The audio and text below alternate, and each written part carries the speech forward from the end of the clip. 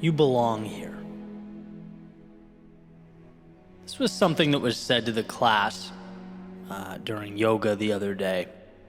As I've said before, yoga is something I'm really turning to as both a mental and physical approach to a lot of the injuries and imbalances I've been dealing with for a very long time. And part of that, starting something new, was obviously not knowing what you're doing. It's a willingness to play the fool, to be the student. It's signing up to be, at times the worst in the room. And so I hear the instructor say this line, "You belong here," and then kind of repeat it again for emphasis. It hit me hard, and I'll never know if this was prompted by me flailing around in the back trying to do crow pose, or she just felt like, it needed to be expressed in the moment. I'm not sure, but what I do know is that it was exactly what I needed to hear. And in fact, it's what I've needed to hear throughout many stages of my life, which is why I think it hits so hard. And I want to unpack it for a second. When I moved to Massachusetts, after spending the vast majority of my childhood in the Los Angeles area, I used to joke around with my friends back in LA. I'm like, this is so different that it feels like a culture shock, right? I've seen so little of the world. Why do these guys not wear Dickies or spike their hair? Everyone has cargo shorts and New Balances. What's happening here, right? But all jokes aside, when you're a freshman in high school, that's a big deal. The differences were many. And it took a while, but I acclimated. I made friends. I did the thing. But persistently, in the back of my head, I felt like an outsider, making my home somewhere that wasn't really mine. Like I didn't really belong there. Then came college.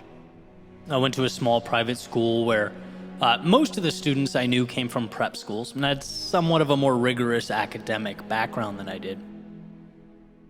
And I decided to be a political science major, basically living in my professors' offices during their hours when they would spend extra time helping me write, showing me how to organize my thoughts and put together analytical papers.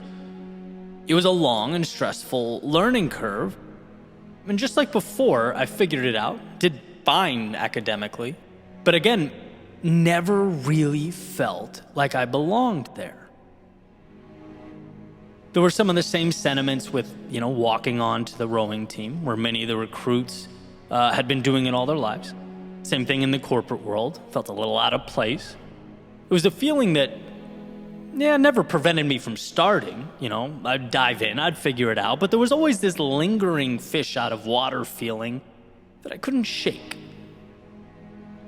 Kind of a tangent, but this is, one of the funniest moments for me looking back. In my early 20s, I was at an interview at some insurance company in Boston, and the guy interviewing me is sitting on one end of a desk. I'm at the other. He's holding a physical copy of my resume and cover letter, not saying a word, just kind of scanning them up and down. Then he slowly kind of drops them on the desk and goes, "So Eddie, tell me more about," and pauses. Looks back down at my cover letter, back up at me, back down at my cover letter. Then he traces the first line of the cover letter, quoting it as his finger moves across the paper. He goes, "Tell me more about how," quote, "your lifelong dream is to become a data analyst." And I was like, oh my God, this guy sees right through me. Eddie, what are you doing, man? Like, this ain't it, And I crack myself up every time my mind goes back there. It's the epitome of square peg, round hole, and I would consistently find myself in that position, right? But, I digress. The point is, me feeling like I'm on the outside looking in has been somewhat of a theme, even in the areas of my life where I was finding success. Like, I couldn't totally be there, like find the things that are important to me and commit to them fully.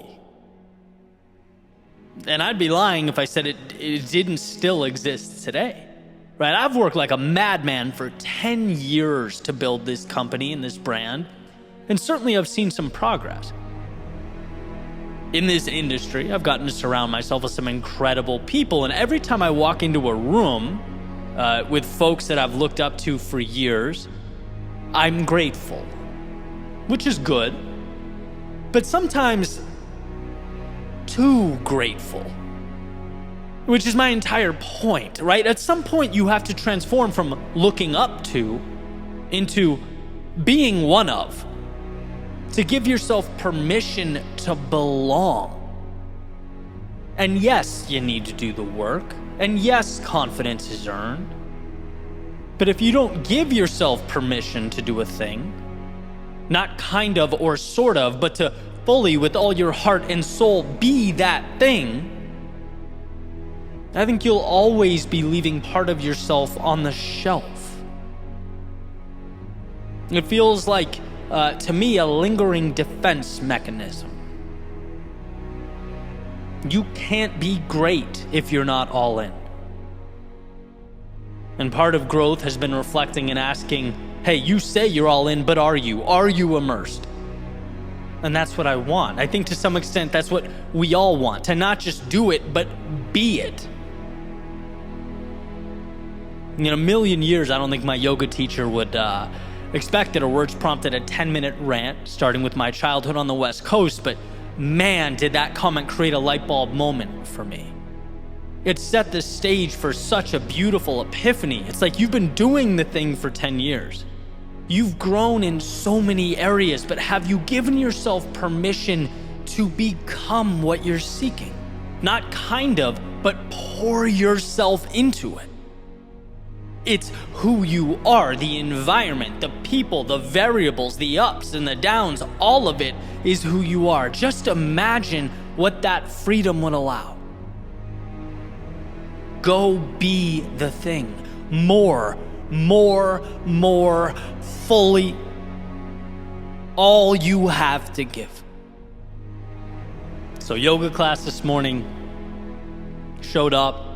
And even though I suck, even though I'm learning, decided, hey, little symbolism here. No more hiding in the back of the room. Step into those neon green lights, move towards the front. You no longer do things, even the little things, to simply scrape by or exist. Do it to be it. If you're going to do anything, do it to be it. You belong here.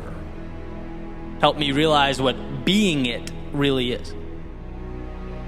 That maybe I'd let my definition slip. Maybe my understanding wasn't wide or all-encompassing enough. And yeah, there's a line we need to walk, no question. We must be on the path to acquiring competency in something before we can make it our own. But the beauty of podcasts and Audible and books, all our media outlets, is that other people's growth and understanding can fast-track our own. Right? Learn from this experience. Life is too short to always feel like you are on the outside looking in. It just is. If you earned a chair at the table, be at the table. If you were let into the room, work the room. If you're spending time and energy doing something, be that thing. Don't deprive yourself of that precious alignment, because it's such a beautiful thing when we allow ourselves to feel it and obtain it. But like so many things, it starts with you giving you permission. It starts with a simple understanding.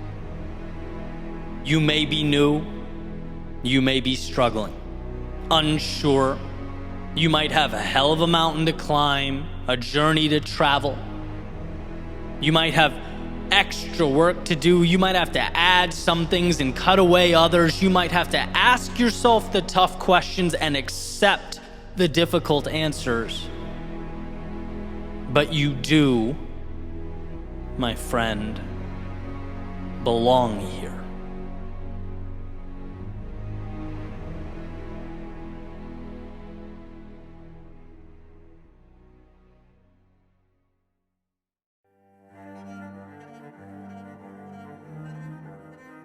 We have so much to let go of, to dismiss. Ideas, narratives, they're not ours, not in our best interest anyway. Yet we carry them around. Carry them around like we're perpetually tied to the lies they espouse, the fiction they propagate. We have to let go. Before we add a single thing, before we adopt another way, it all has to go. I don't remember where I've seen it, but I know I have. Maybe cartoons when I was younger, but I'm imagining that character that is taking off their jacket or shirt, and there's always another one underneath it, right? And they're like confused, frantically pulling off shirts, and more keep emerging. They had no idea how many layers they were carrying around with them. And funny enough, 20 years later, I'd be thinking that we are no different. There are so many layers, and so many of them should be gone, should be left, should be confined to the dustbin of history. Those boundaries in your life, who set them? Who said, this is as far as you can go? Who put that little fence around your world and asked that you stay obediently confined to its borders? Who said that what you have is all there is? Who said upside is too dangerous? Who said life is about predictability and routine, so stop asking questions? No one.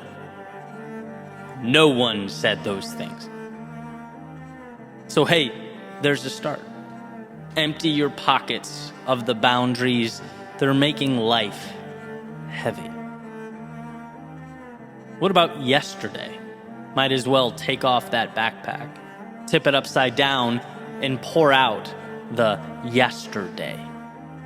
You made mistakes yesterday. But that's not today. You didn't like certain aspects of who you were yesterday. But that's not today either.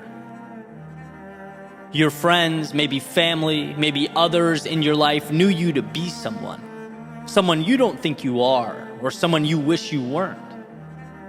Well, more breaking news, that was yesterday. Did you even realize you're still carrying around who you were yesterday on your back?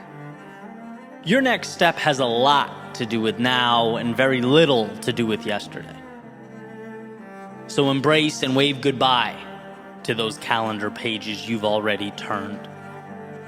That's the best move for everyone. Oh, and those concessions you make, you didn't think I'd forget those. You can't forget those. Unshackle them from your ankle. Those things you say, you're not ideal, but it's easier to live a lesser life with you in it than it is to go through the trouble of pushing you away. Perhaps the people that darken your light, the actions that you know are not you, the time exhausted living for someone else, gone, and gone, it has to go. And look, we all know life is tricky. It's hard to walk away from things so ingrained into our daily lives for so long. But let's play a game. Let's pretend life was that simple. Things I need to leave behind, A, B, and C. Well, that's definitely simple. Perhaps not easy, but simple. And now, through this simplified lens, you have a target to aim for. Something to chip away at. You have your block of marble. Now comes the process of chiseling a little bit at a time. And that's the goal. Because to not carry these things ends up meaning everything. Space no longer occupied by the wrong things creates space for the right things. Knocking down what doesn't belong creates a platform to build what does. So onward we must go, not falling into the trap of pointing at externalities, blaming the world for our confinement, but instead understanding that we have been, perhaps without even realizing it, taking our confinement with us, in our pockets, on our back, trailing behind our every step, a subtle resistance. And when it goes, we can finally grow. We can become more. So what can you do now to live a life that's more meaningful, that's more true to yourself? Well, you can start by doing less of what weighs you down.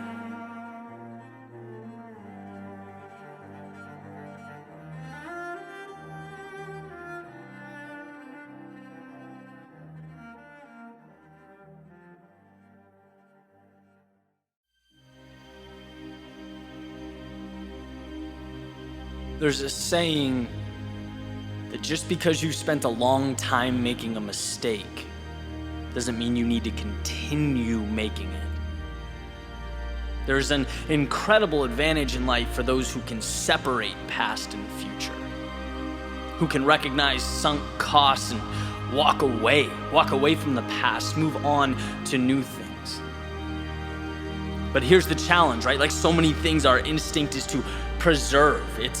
Yeah, but I've invested so many years. I've spent X amount of dollars and maybe I don't like where I'm at, but look how long it's taken me to get here.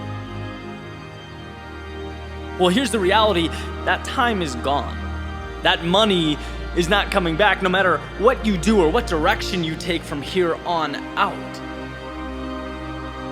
There's no reason to think you have to maintain the same trajectory or hold on to a specific identity or pattern of behavior. Yesterday isn't the focal point here. The goal is simpler.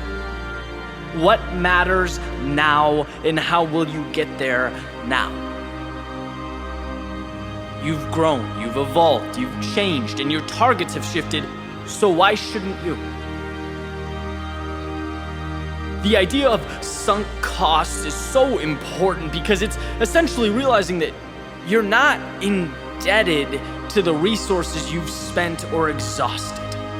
There's no need to be a slave to previous decisions that you've made. No, just chalk it up as an integral step in your learning process, an aspect of growth, and move forward to what matters, to what you care about. And if that seems obvious, I challenge you to think about the decisions you've made over the last year, and I guarantee you've let factors affect your decision-making that are irrelevant to your goals. Because we feel this camaraderie with yesterday, like there's a debt to be paid, but man, life is too short to run in place. If it's not pushing you forward, drop it. If it's not what you need, forget it.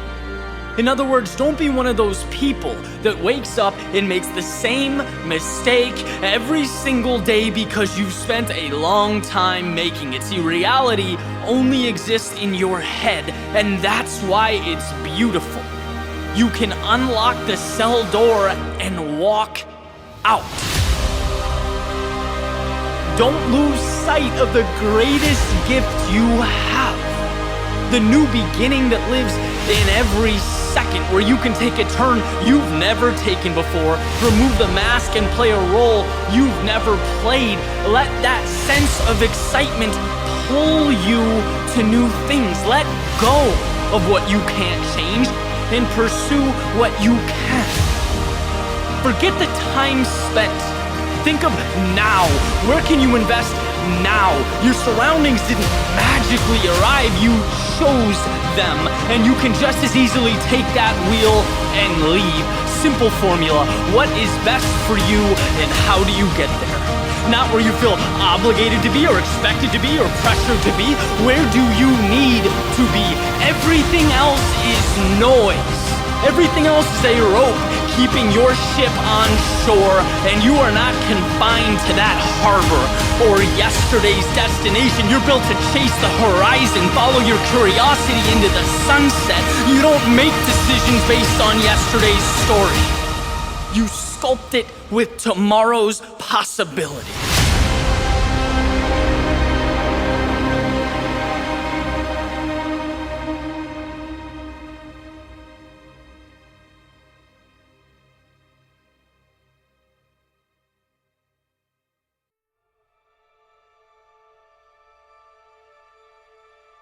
"What if I fall?"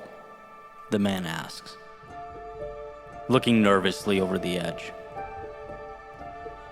"Oh, but my friend," a voice responds back.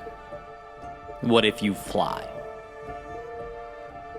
A little quote I heard not too long ago demonstrating our proclivity to maintain, to preserve, to protect, to move away altogether from the risk, for fear that we might lose our grip on the status quo. Completely forgetting to think about what life could become if things worked out. Forgetting that life is a game of trade-offs. And to fixate on never losing what you have means forfeiting the possibility. It is that simple. To stay is a refusal to go. And we need to constantly reinforce the idea, the truth, that what we aren't doing is a decision. And while we place our energy and efforts on minimizing the falling and the failure, someone else is stepping into it.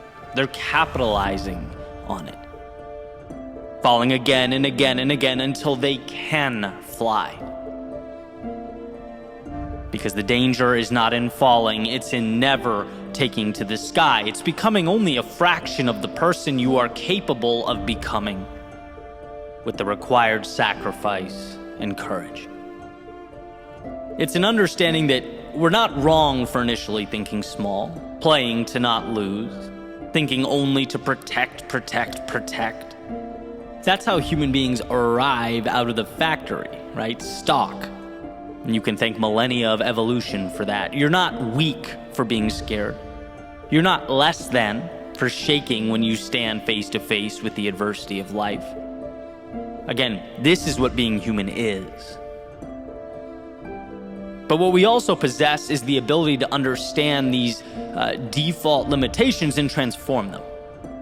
To understand being scared of the world around us was incredibly valuable forever ago, right? When we roamed around hunting and gathering, it made sense not to inquire further when there was a shaking in the bushes. It made sense not to rashly run into the cave. It made sense to fear deeply the prospect of being abandoned by your small tribe that was the only reassurance separating you from the vast unknown lurking in the darkness, the wilderness.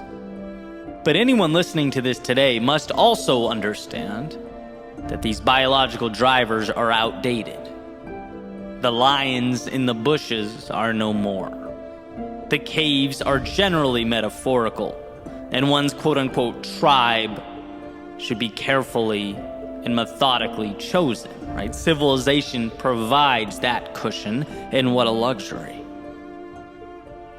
So when life pushes back, and it will, and you feel like you're on that ledge, you will want to turn back. Not because you're weak, but because you've forgotten that the voice in your head screaming in fear can't see the upside. It's blind to the possibility. It only sees downside. It only says, hey, this might bring about discomfort. There are things out there you don't know, foreign entities, possibly adversaries. Why would you even contemplate taking that leap? And that's where you step in and provide reassurance. Yeah, things could go wrong, but the wrong steps are, one, usually reversible, and two, provide the wisdom that I need. It gives you a chance to inject into the conversation that if things go right, your life changes. That this could be the beginning. And that we don't live until the excitement about what life can become if things work out is greater than the fear of what life would regress into if they didn't. Without upside, there's no hope. Without hope, there is no purpose. And as Viktor Frankl has said, life is never made unbearable by circumstances, but only by lack of meaning and purpose. We're all operating within the same parameters, same playing field.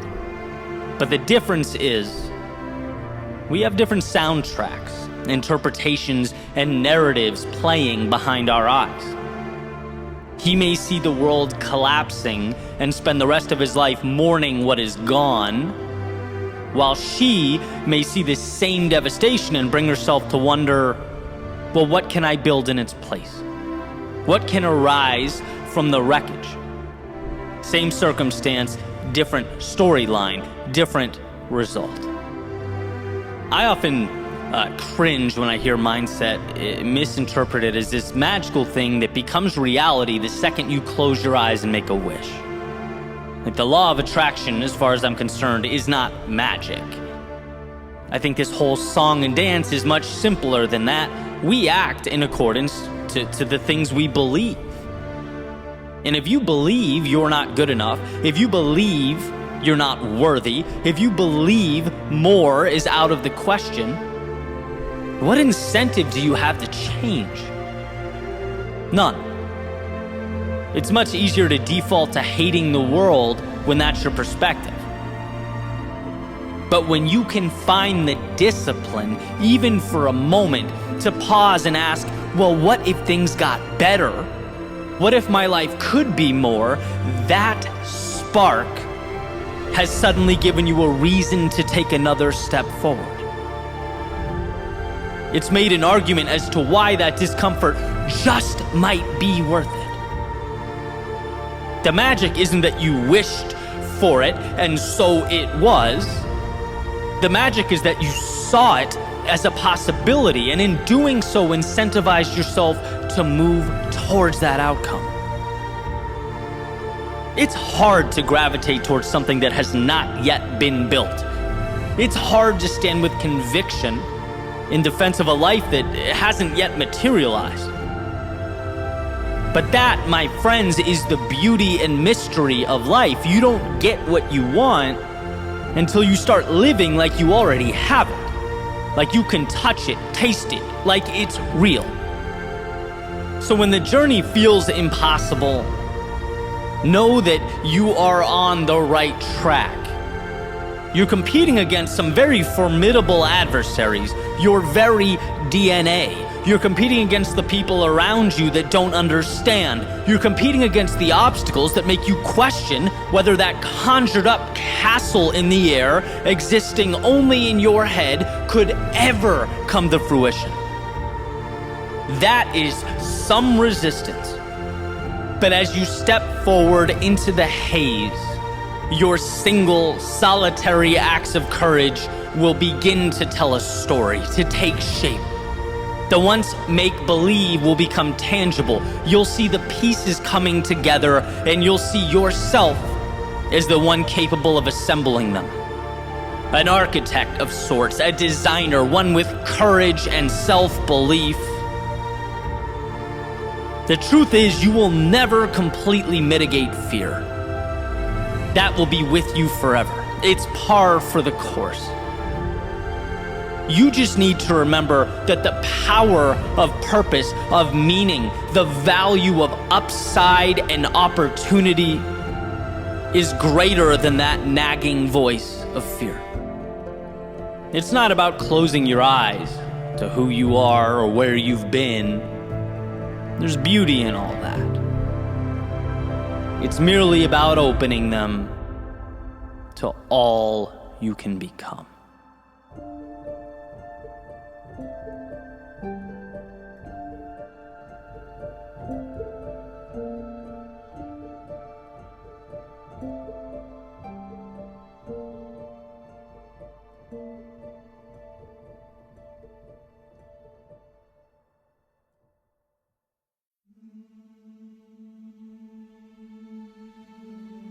The saying goes, sometimes success is simply hanging on when others would be letting go. And that's it.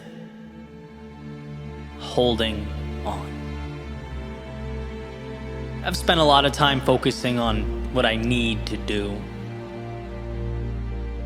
worrying about what must happen in order to bridge the gap. But there comes a point where the difference comes down to what you won't do, what I refuse to do, where the true victory will be not in saying yes, but in saying no. simply standing tall when the world demands I bow down. Success will be predicated upon where I build and defend my walls, refusing to be intimidated by the road ahead. I've actually come face to face with this adversary before. In fact, I meet him almost every day. And not on accident. I hunt him despite his strength.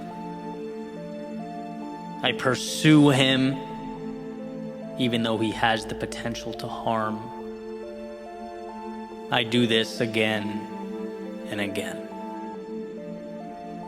Now, certainly sometimes, amidst the turbulence, I lose myself, forget, maybe ask myself why. What a strange dotted line to sign, right? Why volunteer to fight this battle? And the questions will bounce around in my head momentarily. But ultimately, I remember why. I sign up to face this demon because if I can beat him, I can beat anyone. In fact, if I can learn to consistently show up and prevail here, the rest of the world becomes a lot less intimidating. Little pawns on my chessboard. If I prevail here, I become the type of person who prevails, period.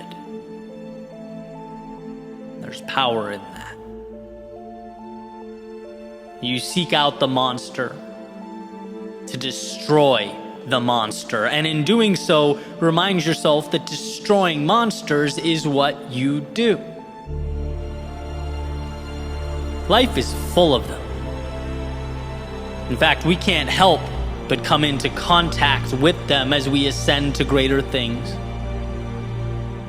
But those moments end up being much bigger than we may have initially expected. It's during these confrontations that we map out our understanding of the world. It's here we decide which rules govern our existence. See, when we seek out, confront, and defeat our monsters, two things happen. We show ourselves, one, that we can, and two, that it's who we are. So, you finish the dance with your demons, conquer them, reach your finish line, take off those running shoes, decompress, and that's that. So you think. But life says, no, not so fast. It says just because you're not running or in self-initiated combat with the monsters of your choosing doesn't mean they go away. It doesn't mean life is going to be smooth sailing. No, sorry, this world is tough.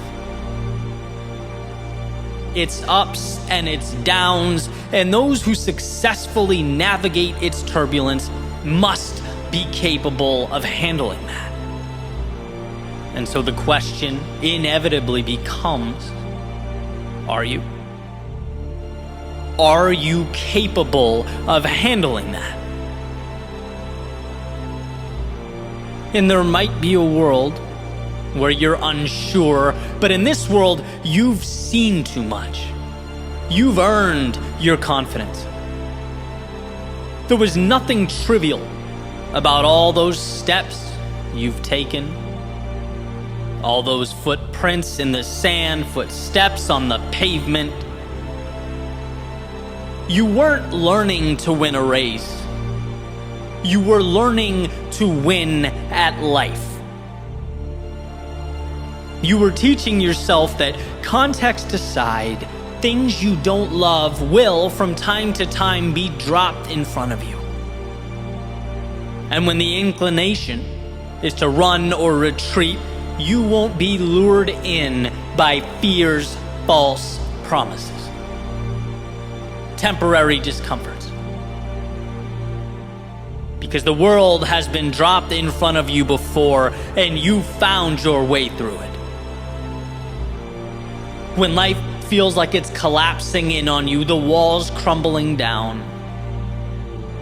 The instinct is to let all the destruction impact your self-worth, to see it as an indictment or referendum on you as a person. But no, you've felt the walls crumbling before, and all you did was run harder. When it hurt, you rose. When you were tired, you found more. Your suffering mile after mile was not an indication that you weren't enough. It was merely an invitation to be better. After all, that's how you defeated those monsters time and time again. So here's to all those monsters we will face in life. The ones we seek out and the ones we don't. The ones we plan for and the unexpected. They're all the same. They all have the same vulnerability, same kryptonite, your mind. And your exposure time and time again to the self-induced depths of hell has made you invincible. The world only stops people who know no better, who haven't seen themselves brush up against the demons who stand guard, protecting those coveted finish lines, but you have.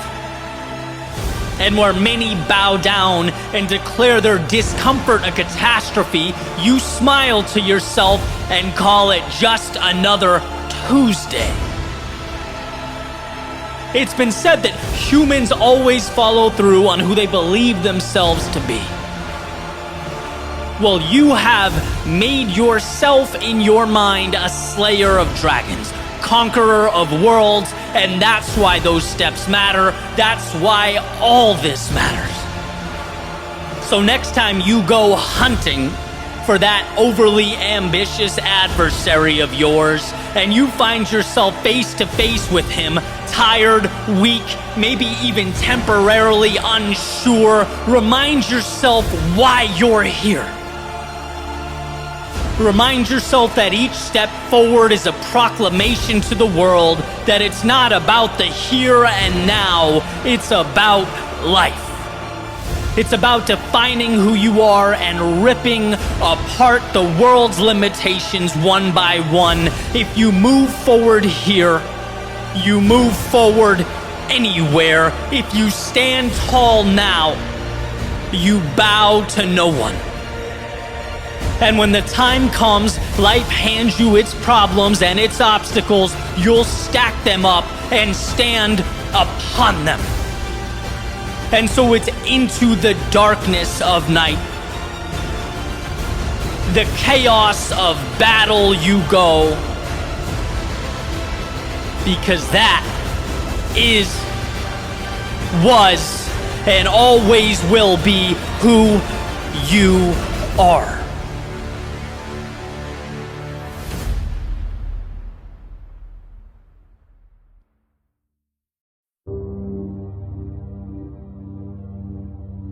There's a saying that what you water is ultimately what grows. That where you place your attention ends up guiding your feelings, your perception, your actions, and your life. Right? Focus becomes identity. And change comes from bringing awareness to what we're focusing on. I remember when this light bulb went off for me. Like so many epiphanies, what happened during a difficult, kind of a trying time. It wasn't where I wanted to be. And I remember, sitting down and asking myself, dude, are you on your own team here? Are you helping yourself? Using the metaphor, the question was, am I watering the weeds in my life or the flowers? And by the weeds, I mean, am I allocating energy to thoughts that are detrimental to what I want? Am I keeping myself in places I don't want to be and in relationships that are counterproductive? Am I thinking about what can go wrong instead of all that can go right? Or am I watering the flowers, the positive, highlighting the possibility, the things I'm appreciative for, the seeds, the potential that can grow a mile high? See, I've always known the value in choosing to see the possibility. But the million-dollar question is, how do you remain aware? Because that's the thing about weeds, they're sneaky. They'll take control of your life without letting you know they're doing it. So I'm thinking this through and it dawns on me, this is not complex. This is simple. It's one, identifying where you want to be, and two, analyzing your actions based on those priorities, right? That's it. And so for every pillar of my life, health, relationships, career, finances, I made 2 dots. One for where I am and one for where I want to be. Everything in the middle is life. The ups, the downs, the joys, the sorrow. Everything in between is the path, the line. And it's simple. You start on point A, knowing that you can always get to point B. That what you want exists. It's there. It's available. And your attention, all of your energy should be allocated to the thoughts that reinforce that truth. That's your path. That's what you believe. That's what's important. And it's going to happen. Anything beyond or outside that line, anything that tells you you're not good enough, anything that accepts not achieving that priority, suggests it won't work out, that is where the weeds live. That is wasted space. Why exhaust that energy?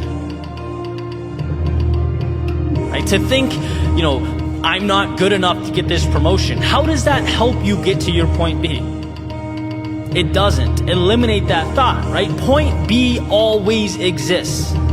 Just that notion pushes a lot of things to the side. You have to be good enough. You just need improvement. Maybe it's enhanced skills. Maybe it's more effort. Maybe it's changed approach. But tackling these things will water the flowers. It moves you along the path, and progress is happiness.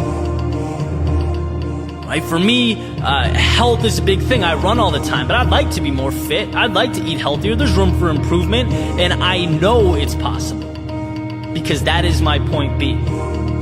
I know that saying I don't have time, or I don't have the right body type or genes, or trying to convince myself that fast food just this once will be okay. No, all of that stuff is watering weeds. It exists outside my path. My time should be spent realizing how incredible the human body is, taking care of it, pushing it, being proud of it, taking accountability for it. That's me. I only get one of these things, even if it's just a little at a time. That's the beauty. Simply existing on a path and revolving around your ideals, your vision, your priorities brings about joy. Negativity, it truly is a learned thing. It's manufactured. All there are in life are circumstances. Circumstances that are neither positive nor negative, just pieces. And you decide what to do with them. Do you focus on the negative? You can. But that won't put you in a position to change your circumstances or bring about happiness. When you decide to see the opportunity, you free yourself from the shackles of fate, because destiny never put you in the situation, you did. But guess what? You can take yourself out of it. A field of sunflowers grew one root, one stem, one petal at a time. The same field that was at one point nothing more than dirt and weeds. It was always possible, and so is your ideal life. You just need to water the things that matter.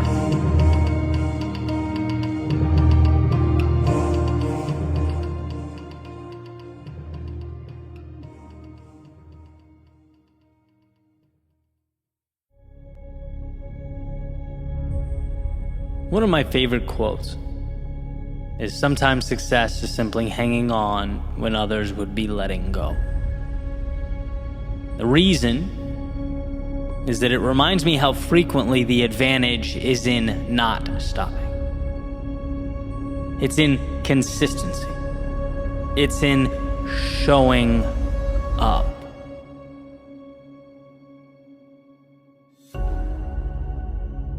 When I run, particularly long distances, almost like clockwork, I can break it down to feeling good at the beginning, usually a little rough stretch in the middle, and then somewhere in the second half, I catch a second wind or a second blast of energy. The question just becomes when, right? Will you hang in long enough to capture it? Because you don't know when it might be. where it will show up. You don't know when you'll find that nice rhythm again that makes this sport so enjoyable to me. And when I say, you can pull an infinite amount of life lessons from running, this is one of them. That depiction of trusting that the road ahead has everything you need to cross your finish line. Even when the short-term chaos is all you can see and feel, even when it's hard to look up and imagine. Right? Because it's easier said than done when you're tired and worn down to continue on, right? When you're in the trenches. There's an uncertainty to the road ahead, but each footstep is a shot on target. Each step forward is saying, I'm worn down, but I'm here, and I'm not going anywhere. And life can present an almost eerily similar narrative, right? Whether personally you're at a low point, whether you've been working and haven't seen the result you're looking for, whether you're uncomfortable and starting to wonder whether this reward is really worth the high price tag. You need to remember that second wind, that second blast of energy, just enough momentum to ease your worry and recalibrate your journey. It's there. It's waiting. But you know the rules of life. It won't come to you. You must go to it. Through the storm, into the night, beyond the comforts of home. Most, sadly, don't arrive. Not because they couldn't, but because they ultimately let go. They looked too far down the road at the distance to be traveled and forgot that their only job was to hold on. Through the doubt, the pain, the worry, no miracle. Just a willingness to fight each battle as it presented itself. To let time stack up, to let the distance over your shoulder accumulate. See, the thing about stopping is that you never know when that much-needed second wind will arrive. There's a saying that many of life's failures had no clue how close they were to success when they gave up, when they turned around. Now, I'm not suggesting the road will be perfect, or that it won't come with its adversity, mistakes, and lessons. But what we always have control over is the ability to push forward until we finally come face to face with that which we so desperately needed. It's there. I could say it 1,000,000 times and it wouldn't be enough. The pieces exist. Will you hang in long enough to collect them? When the road is intimidating, will you hold on? When you run into those moments of self-doubt, will you hold on? When you feel small, navigating the ups and downs of life, will you hold on? Because if the answer is yes, you'll find yourself crossing some finish lines that will blow your mind. You'll get from life that which most can only dream of. And again, not because of the miraculous, but because you knew that the second wind was coming. You knew it would be there for you so long as you kept moving forward, holding on when most would be letting go.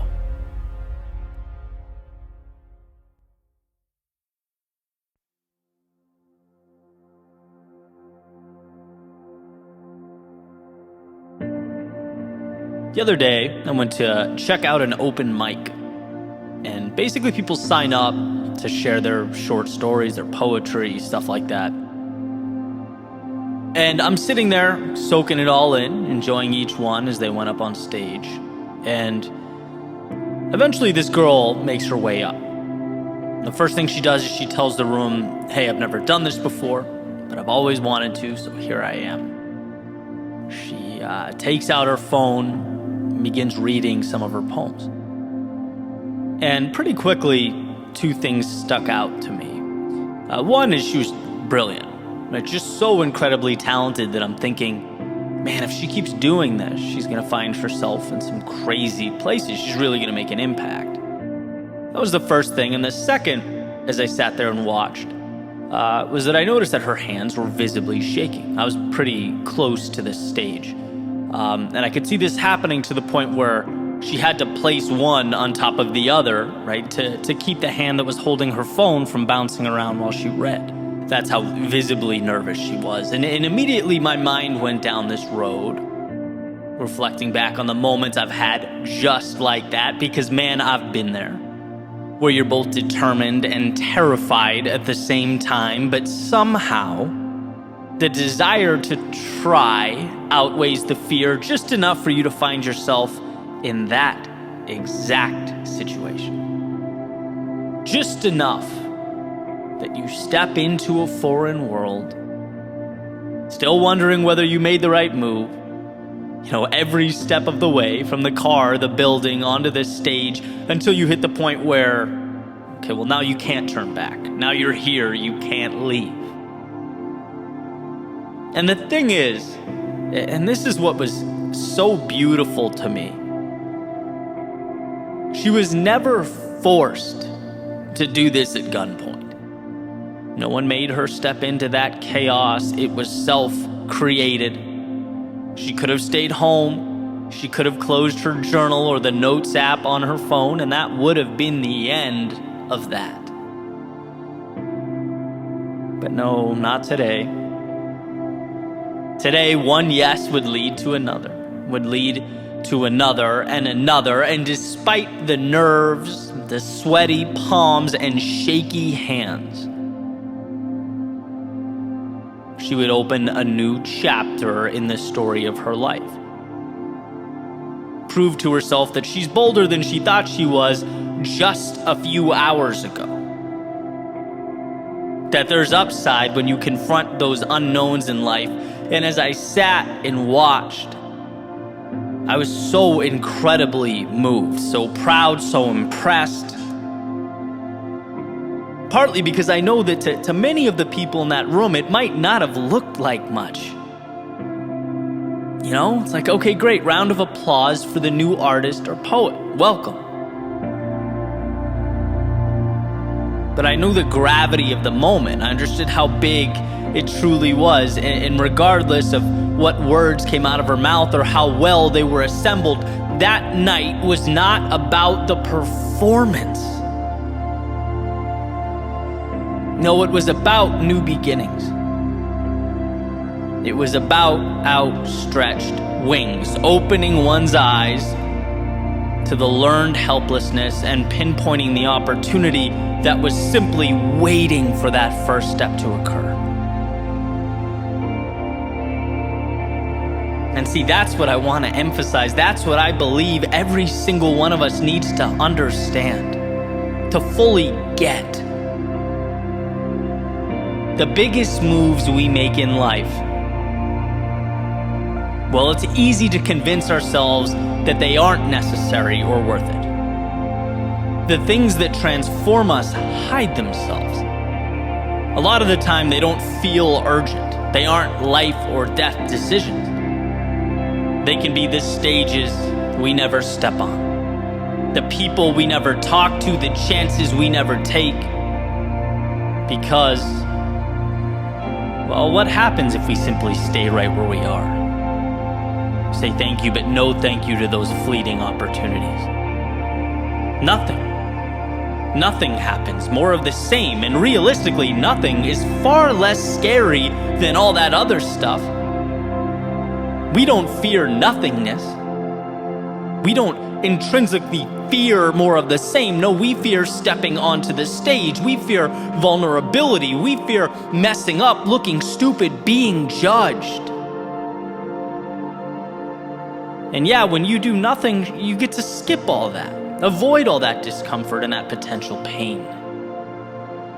But you also miss the feeling of victory, of closing your eyes at night knowing how badly you wanted to just let that ship sail, how terrified you were about what could go wrong, but you did it anyway. You get to feel you have earned the rush of stepping into a chaotic world. And even if temporarily you tamed it. That's what life is about. Always remember that we have a natural proclivity to avoid pain, not to pursue the things that make us feel alive. Deep down in our DNA, there exist instructions to run away from the things that could hurt us, embarrass us. Our minds will race, our bodies will kick and scream, our hands will shake. That's just the way it goes. Until we prove to ourselves that it's all conquerable, that reality can be relearned. It's a layer of resistance that has to be faced and then dismantled. Why was I so moved that night? Because I got to watch in real time someone dismantling that fear on their way to something incredible.